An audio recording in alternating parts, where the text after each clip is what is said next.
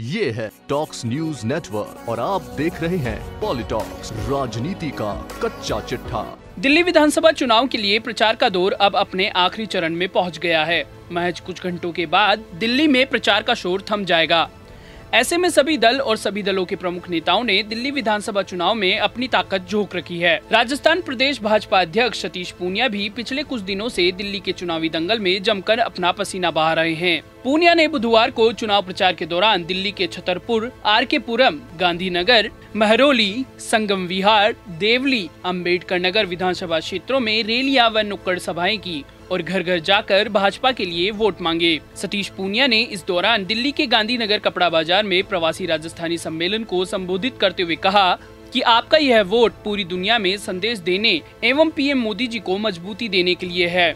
कुछ दिन पहले जब हम दिल्ली चुनाव प्रचार के लिए आए थे तब दिल्ली की जनता का मिजाज कुछ और ही था, लेकिन अब दिल्ली का मिजाज सिर्फ भाजपा के पक्ष में दिखाई पड़ता है। राजस्थानियों ने हमेशा दिल्ली का मान बढ़ाया है। पूनिया ने कहा कि देश रहेगा तो हम सब रहेंगे, देश नहीं रहेगा तो न जीएसटी रहेगी और न नोटबंदी रहेगी।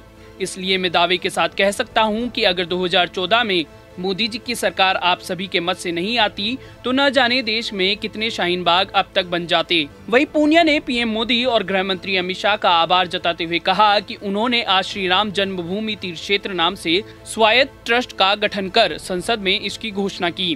कांग्रेस पर आरोप लगाते हुए पूनिया ने कहा कि कांग्रेस ने तो सुप्रीम कोर्ट में हलफनामा देकर भगवान श्री राम के अस्तित्व को नकार दिया था। कश्मीर से धारा 370 हटाए जाने का जिक्र करते हुए कहा कि हम लोग नारा लगाया करते थे, जहां बलिदान हुए मुखर्जी वो कश्मीर हमारा है। इस पर कांग्रेसी हमारा मजाक उड़ाया करते थे।